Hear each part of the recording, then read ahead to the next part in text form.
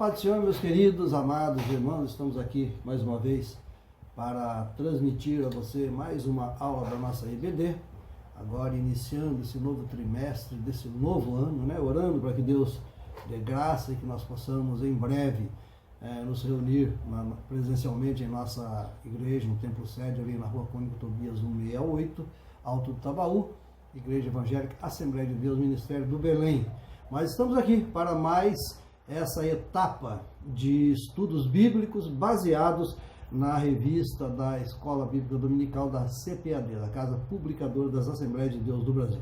Nós vamos, nesse trimestre, estudar, como título da nossa revista, o verdadeiro pentecostalismo, né? Nós vamos estudar um pouco sobre o Pentecostes, sobre a pessoa e obra do Espírito Santo, e nós já vimos na primeira aula uma explanação bastante convincente sobre a pessoa do Espírito Santo, e nessa oportunidade agora estaremos estudando a atuação do Espírito Santo no plano da salvação. Eu vou dar uma passada em todas as aulas, né? A lição de número 3, semana que vem, será o batismo no Espírito Santo. A lição de número 4, a atualidade dos dons espirituais. A lição de número 5, fruto do Espírito, o eu crucificado. A lição de número 6, santificação, comprometidos com a ética do Espírito. Lição de número 7, cultuando a Deus com liberdade e reverência. Lição de número 8, comprometidos com a palavra de Deus. Lição de número 9, vivendo o fervor espiritual. Lição de número 10, o Senhor Jesus cura hoje. Lição de número 11, compromissados com a evangelização. Lição de número 12, a urgência do discipulado. E lição de número 13, última, voltados os olhos para a bendita esperança. Nós vamos então, nessa oportunidade, explanar sobre a lição de número 2, a atuação do Espírito Santo no plano da redenção. Amém? Antes de nós iniciarmos, eu queria convidar você a compartilhar esse vídeo, né? Passe ele para adiante. Compartilhe com seus amigos, vizinhos, seus colegas de escola, enfim, seus parentes, com todos aqueles que você tem o seu contato, para que a obra de Deus possa crescer e se multiplicar. E também divulgar esse trabalho que nós fazemos com bastante carinho e muito amor, é uma satisfação para nós fazer. Atuação do Espírito Santo no plano da redenção, lição de número 2. O texto áureo diz assim: assim, pois, as igrejas em toda a Judéia e Galiléia e Samaria tinham paz e eram edificadas e se multiplicavam, andando no temor do Senhor e na consolação do Espírito Santo. Atos dos Apóstolos, capítulo 9, versículo de número 31. A verdade prática colocada pelo autor da lição nos diz assim: a atuação do Espírito é contínua e dinâmica na igreja, na vida dos crentes, e os conduz desde a conversão até o final da jornada cristã. A leitura bíblica em classe separada para esta lição está registrada no Evangelho segundo escreveu São João, capítulo 16, do verso 7 até o 13. Você pode ler aí tranquilamente na sua casa, não o faremos em virtude do nosso tempo. Nós temos que a lição sobre o Espírito Santo é uma lição muito complexa. Embora nós que somos pentecostais já estamos bastante habituados a falar sobre esse assunto, né? Mas as pessoas que são de fora, elas quase sempre têm muita dificuldade em entender. É bem verdade que na semana passada já nos foi exposto com bastante propriedade a respeito de quem é o Espírito Santo, né? O Espírito Santo é Deus. Foi usado inclusive uma palavra muito pouco conhecida até mesmo no meio teológico, né, que chama pericorese. É aquela palavra que define a intratrinitariedade entre Deus Pai, Deus Filho e Deus Espírito Santo. É um conjunto, né? E embora muitas pessoas enxerguem Deus como sendo dividido em três partes, nós não enxergamos assim. Nós enxergamos um Deus único, que se manifesta em diversas formas, ou melhor, em 3 formas, que é a Trindade. Embora essa palavra Trindade não apareça na Bíblia, ela está bastante clara no seu contexto, de que há atuando entre nós Deus Pai, Deus Filho e Deus Espírito Santo. Todos eles são um, assim como Deus é um, né?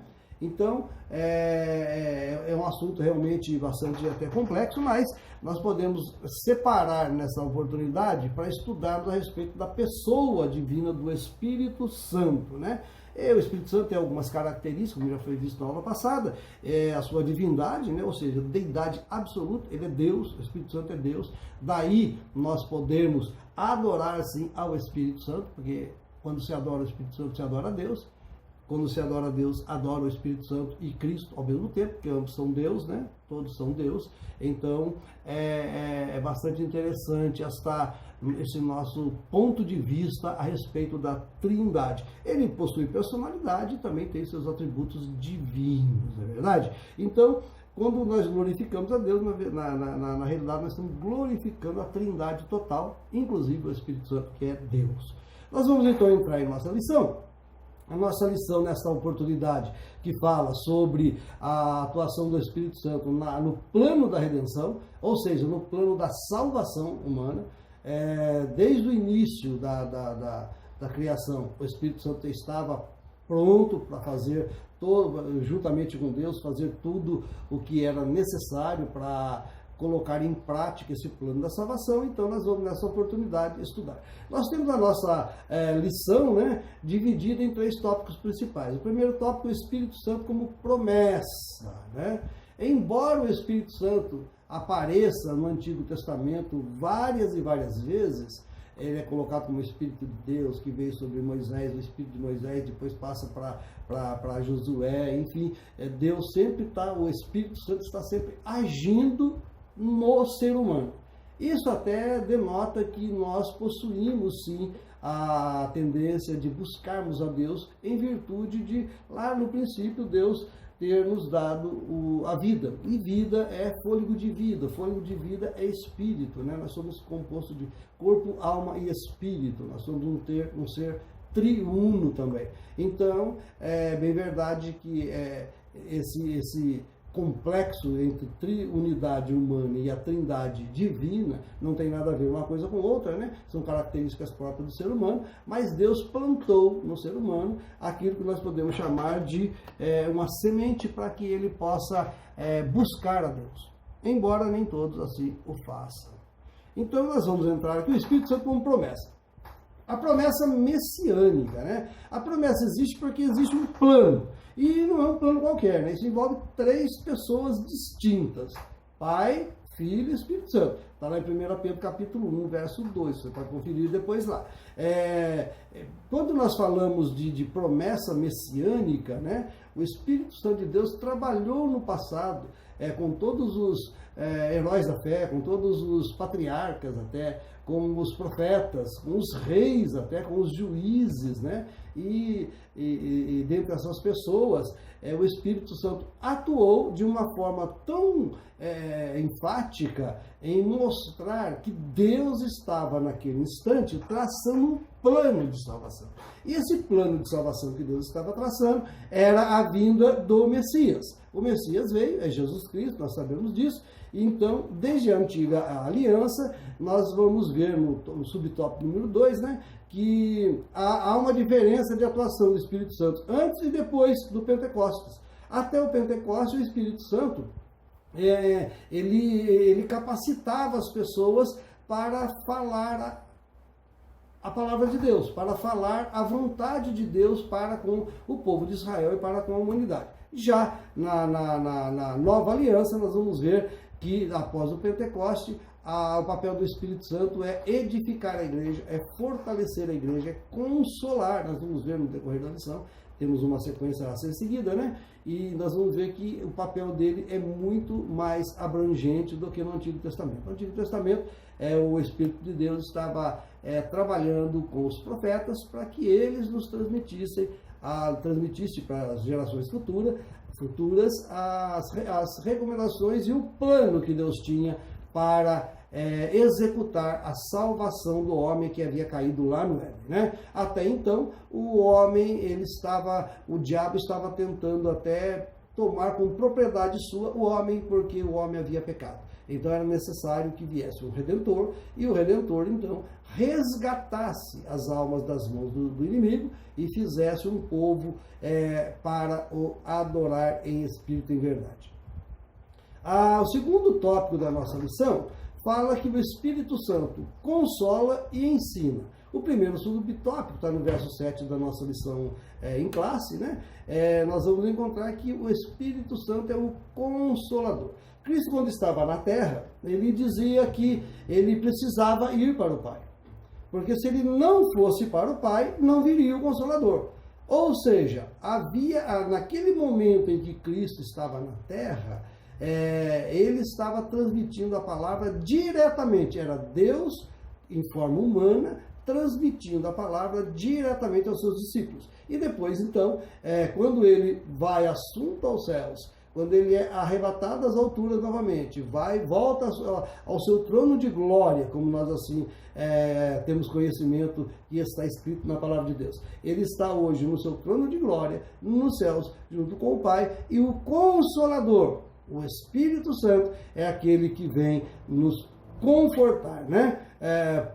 Quando nós estudamos o Espírito Santo, a matéria da teologia chama-se paracletologias, vem de parácletos, né? Parácletos vem do grego e tem formado por duas palavras, né? Para, que é ao lado de, próximo de, junto de, e do verbo kaléo. O verbo kaléo significa chamar, convocar, de modo que essa palavra, então, significa, juntando esses significados separados, significa defensor, advogado, intercessor, auxiliador, ajudador. Então nós temos conosco hoje uma vantagem muito grande que os antigos não tinham, que é a presença real do Espírito Santo. Agora, o Espírito Santo só pode atuar no coração salvo, né, daqueles que que aceitam a Jesus como seu único e suficiente Salvador, e daí então passam a ter a convivência diária dentro de si, porque a Bíblia nos informa que somos o templo do Espírito Santo, né? Então nós passamos a ter dentro de nós o Espírito Santo de Deus. Muito bem. Ele também é colocado na Bíblia como sendo ensinador.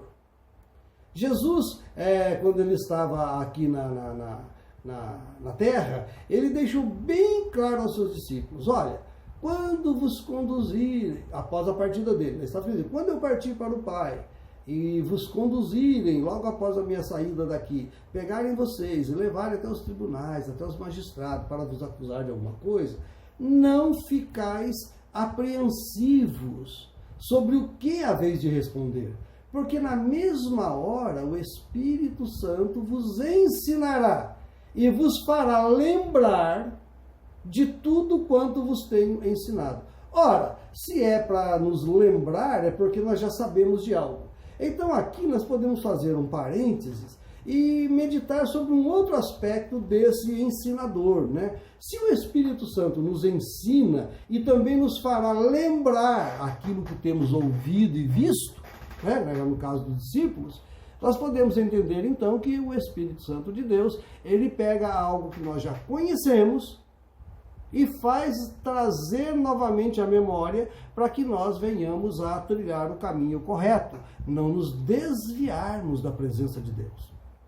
Isso é muito importante nós ressaltarmos. Por quê? Porque em uma passagem de Mateus capítulo 12, também está lá em São Lucas, né? Nós vemos uma passagem muito interessante, que quando Jesus cura um cego e mudo, a Bíblia diz que o cego e mudo, ele era cego e era mudo, porque naquele caso específico ele era possuído pelo inimigo, possuído pelo diabo, possuído pelo demônio. Então Jesus Cristo expulsa o demônio daquela pessoa, daquele homem. Aquele homem então volta a ver e falar. Ele era cego e mudo. Então ele volta a ver e falar novamente. Aquilo causou vários tipos de sentimento entre as pessoas que estavam ao redor de Cristo. Os seus discípulos glorificaram a Deus por ver que, mais uma vez, Jesus Cristo estava usando a sua autoridade de Deus para vencer o reino das trevas. Mas entre a multidão existiam também os incrédulos. E ali entre eles estavam os fariseus. E os fariseus, então, vendo que a multidão estava aclamando Cristo por causa daquele milagre, inclusive o chamando de filho de Davi, da linhagem de Davi, que eles sabiam que o Messias vinha da linhagem de Davi, né? Os fariseus, então, preocupados, eles começaram a dizer, não é nada disso não. Esse aí, ele expulsa demônio por Beelzebu. Ou seja, ele expulsa demônio usando o próprio demônio. Então Cristo vem com um argumento bastante técnico e bastante pragmático. Ora, pode um reino dividido subsistir? E ele então dá aquela explicação, né? Se o diabo está lutando contra o próprio diabo, como é que o príncipe desse mundo vai prosperar, né? Vai ter alguma vitória? Ele queria dizer para os fariseus o seguinte: vocês estão pensando que o diabo é tolo, que o diabo não é inteligente? O diabo é muito inteligente, sim. E ele falando dessa forma, no versículo de número 12, né? Do capítulo 12 de São Mateus, ele diz, 12, vamos ver aqui, no 32, desculpe, né? Ele começa no 30 dizendo assim, ó, quem não é comigo é contra mim, e quem comigo não ajunta, espalha. Portanto, eu vos digo, todo pecado de blasfêmia se perdoará aos homens, mas a blasfêmia contra o Espírito Santo não vos será perdoada. Esse tema de perdão de pecado contra o Espírito Santo, de blasfêmia contra o Espírito Santo, tem causado muita controvérsia no meio teológico, né? Muitas escolas teológicas já discutiram esse assunto e cada um parece que tem uma posição sobre isso. E nós temos também a nossa posição sobre isso, né? A Assembleia de Deus do Brasil e do mundo, a nossa linha teológica, ela nos ensina que o pecado contra o Espírito Santo é atribuir ao demônio algo de bom que é de Deus. Ou seja, nesse caso em específico, os fariseus estavam atribuindo ao diabo a obra que Cristo fazia. Ou seja, ele está expulsando o demônio, mas não porque ele é Deus ou porque ele é bom. Ele está expulsando o demônio porque ele expulsa pelo próprio demônio. Ou seja, estava atribuindo ao demônio uma obra que era verdadeiramente de Deus. Então, quando se blasfêmia contra o Espírito Santo, é um pecado tão complicado, mas tão complicado, que eu até diria que Deus fez uma colocação dessa através de Cristo, né, enquanto ele estava aqui na Terra, mas parece que ele quis deixar muito claro que essa blasfêmia contra o Espírito Santo é um caminho muito longo a percorrer. Eu estou dizendo isso por quê? Porque se ele nos fará lembrar de tudo que temos aprendido, lido e ouvido, né? E nos ensinará mais ainda, é porque alguma coisa nós já sabemos. Então é impossível, por exemplo, alguém pecar contra o Espírito Santo se não conhece nada da Bíblia, nada de Deus e nada do Espírito Santo. Ele não sabe das coisas. É diferente dos fariseus. Os fariseus conheciam a lei, conheciam a palavra de Deus, sabiam o que estava falando, viram os milagres de Cristo acontecerem à sua volta, à sua presença, e mesmo assim atribuíram aquele milagre ao demônio, né? Aí então era um pecado contra o Espírito Santo. Outros dizem que o pecado contra o Espírito Santo é pecar contra o corpo, porque o corpo é o templo do Espírito Santo. Não é nada disso. Então, tem muitos crentes até que abandonaram a fé e desistiram e hoje ficam até preocupados, né, se estão salvos ou não, porque acham que já pecaram contra o Espírito Santo de Deus. Então, deixa eu dizer só uma coisa para você. O Espírito Santo de Deus, a Bíblia nos informa que ele é o que convence o homem do pecado, da justiça e do juízo. É o Espírito que convence. Se o homem não tem conhecimento prévio de nada, como que ele pode lembrar de alguma coisa que já aprendeu no passado sobre o Espírito Santo? Nada. Então não tem como ele pecar contra o Espírito Santo. Outra coisa, se o crente, o cristão, ele está preocupado, será que porque um dia eu julguei uma profecia, será que eu pensei, será que essa profecia é de Deus mesmo, né? Às vezes nós pensamos assim, será que essa profecia é de Deus mesmo? E quando nós pensamos assim, nós ficamos. Tem crente até que aceita qualquer tipo de profecia, porque para ele tem medo de julgar se é de Deus ou não, e incorrer no erro de cometer blasfêmia contra o Espírito Santo. Não, não tem esse perigo. Por quê? Porque o próprio apóstolo João, escrevendo a sua primeira carta, no capítulo 4, verso 1, ele escreveu assim, olha, amados, não creais a todo espírito, mas provai se os espíritos são de Deus, porque já muitos falsos profetas se têm levantado no mundo. Está lá em 1 João capítulo 4, verso 1. Então, quando nós julgamos uma profecia, é uma ordem que a própria palavra de Deus nos aconselha. É um conselho que ela nos dá. Por quê? Porque hoje existe tanta falsidade no mundo, tanta pessoa se dizendo Cristo, se dizendo isso, se dizendo profeta, se dizendo ministro, se dizendo tanta coisa, né? Homem de Deus, que acaba confundindo as pessoas e as pessoas ficam com medo, às vezes, aceita qualquer coisa que venha de qualquer pessoa com medo de pecar contra o Espírito Santo de Deus. Não tem esse perigo. E se já aconteceu com alguém, e alguém está pensando, agora já não tem mais jeito para mim, porque eu já pequei contra o Espírito Santo, então, de jeito nenhum. Sabe por quê? Eu garanto para você que não.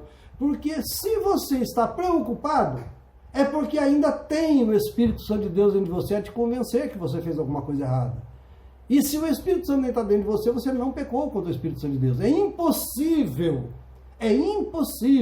o homem que não tem o Espírito Santo de Deus falar e ficar temeroso de ter cometido o pecado. É impossível. Se você está temeroso é porque o Espírito Santo de Deus ainda habita no meio, no seu ser, né? Em seu ser. Você ainda tem o Espírito Santo de Deus dentro de ti. E ele ainda é o ajudador. Romanos capítulo 8, verso 26, a Bíblia diz que ele ajuda em nossas fraquezas. Então, olha só, mesmo nessa fraqueza que você está, se você abrir o coração e aceitar que você é de Deus, que você é cristão, embora você esteja ainda um pouco indeciso, inseguro a respeito de suas atitudes, saiba de uma coisa, há um ajudador para te trazer novamente a ser fortalecido diante de Deus. Tá bom? Então nós vamos partir para o tópico de número 3. O tópico de número 3 fala que o Espírito Santo reprova e convence o mundo.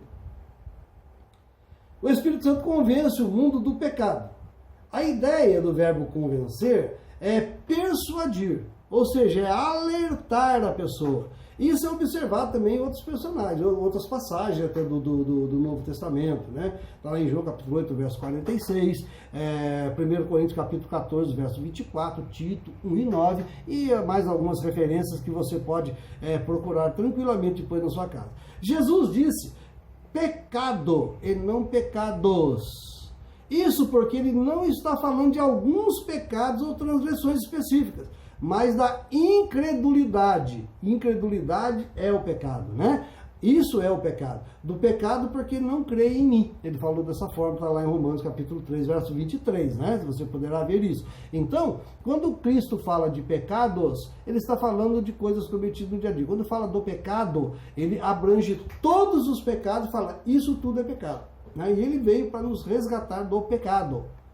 Não, os nossos pecados constituem um conjunto. E esse conjunto de pecados é o que ele chama de pecado, no singular, né? Então ele veio para convencer o mundo do pecado.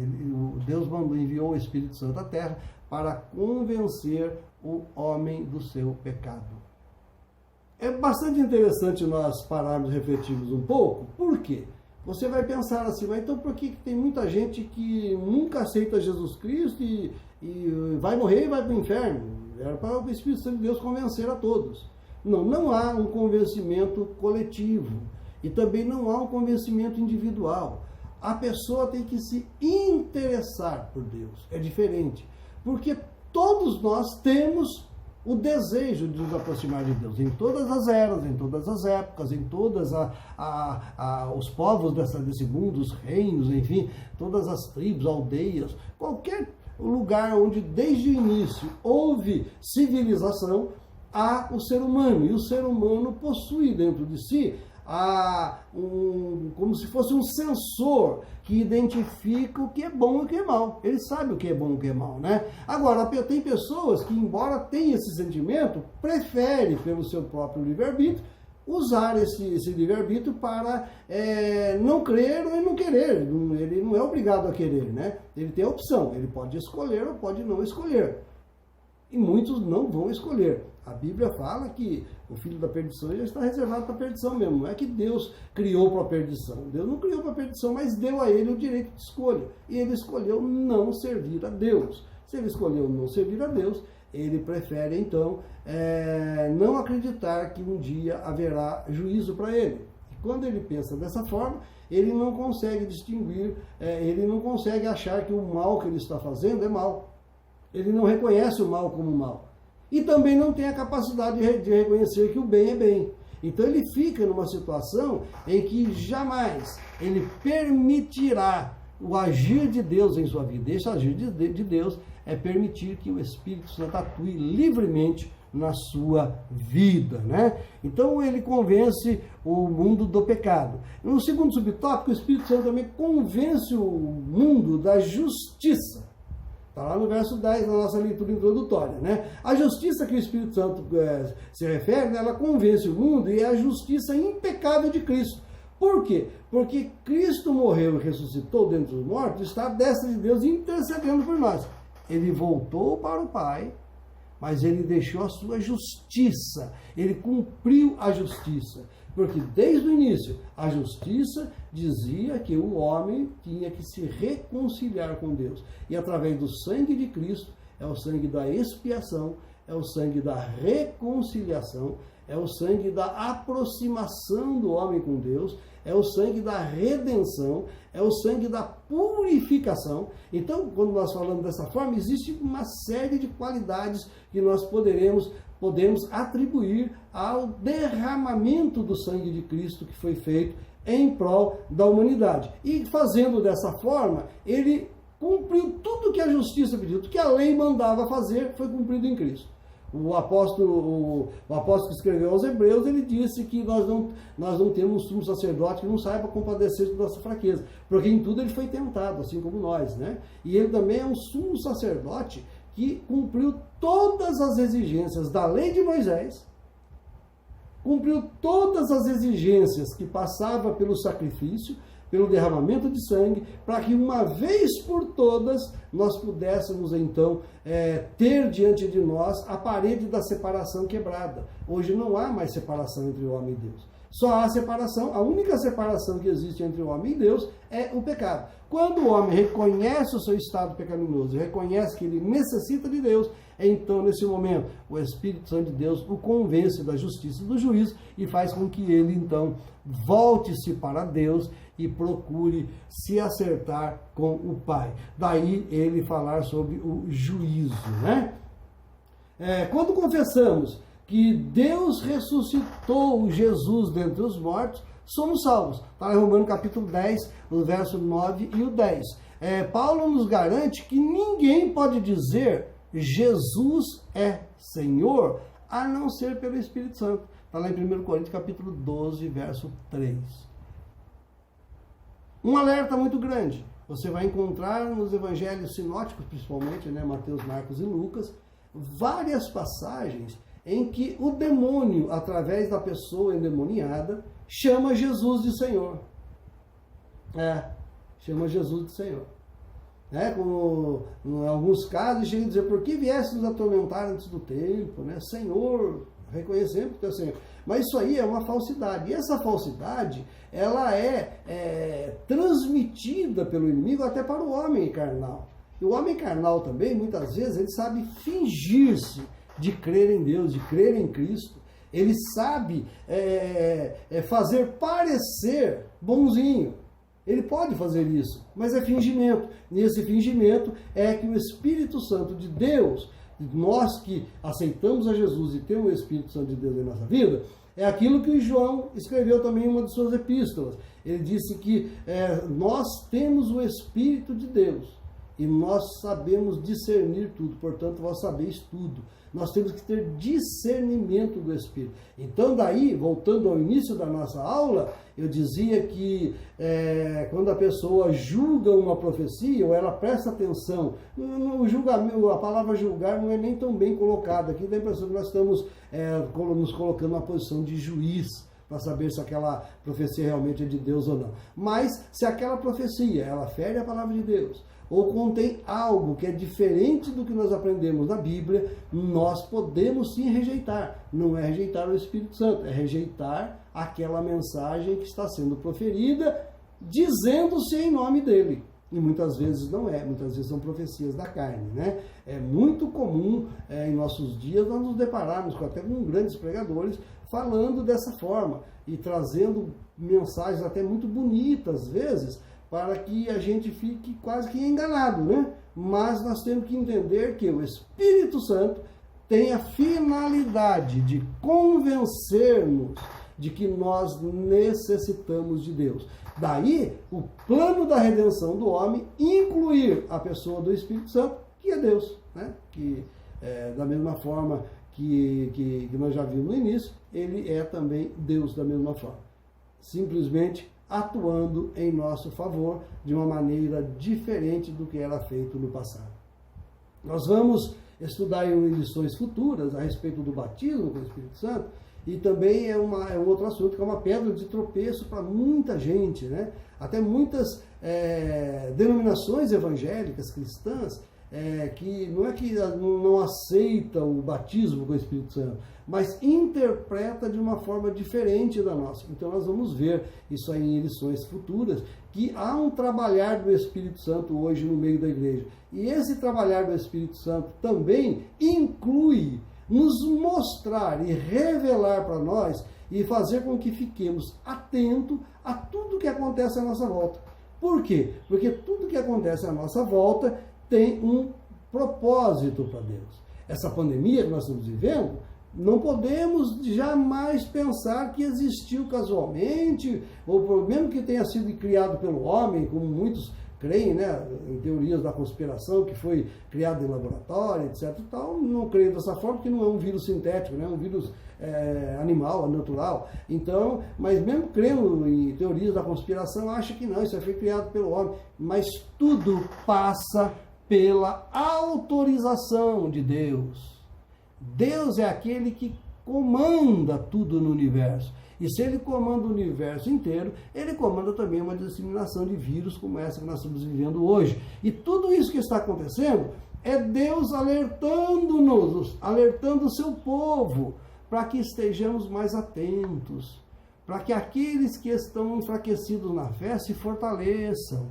Porque nós estamos vivendo sim o tempo da colheita final, né? A festa da colheita, a última festa dentre as 7 festas do povo de Israel, que era a festa da colheita. E essa festa da colheita, eu quero dizer para você que vai ser maravilhosa para aqueles que dão ouvido e entendem e aceitam o senhorio de Deus sobre a sua vida através do Espírito Santo.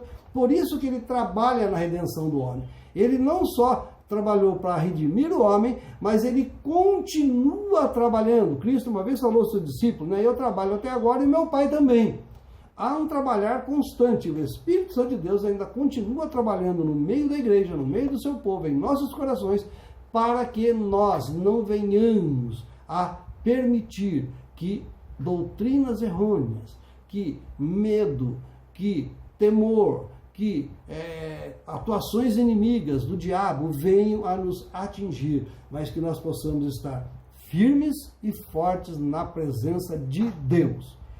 Quando você ler a Bíblia, entenda que naquele momento o Espírito Santo de Deus está trabalhando em sua vida, para você entender melhor os propósitos de Deus, né? As coisas espirituais, já escreveu o apóstolo Paulo, se discernem espiritualmente.